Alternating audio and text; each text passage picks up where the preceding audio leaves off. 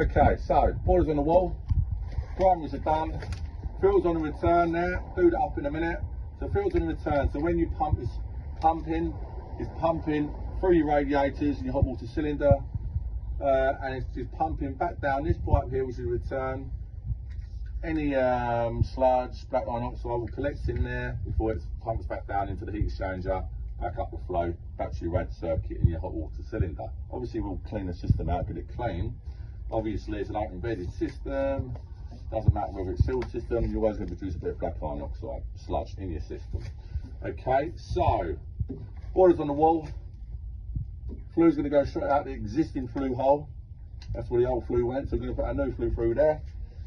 And our gas pipe, so obviously as I was saying, it's a bit more of a powerful boiler. We've upgraded the power because they've had an extension, added radiators, a bit of underfloor heating. So we need a 22 supply, which is there straight into the boiler.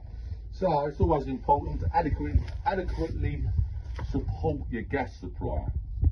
What we're going to do there, flip there, nice and straight.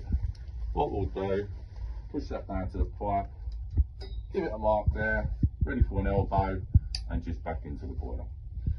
And that's about it so far. So yeah, I mean, what we're finding at the moment, we're in August, very hot day, 32 degrees today.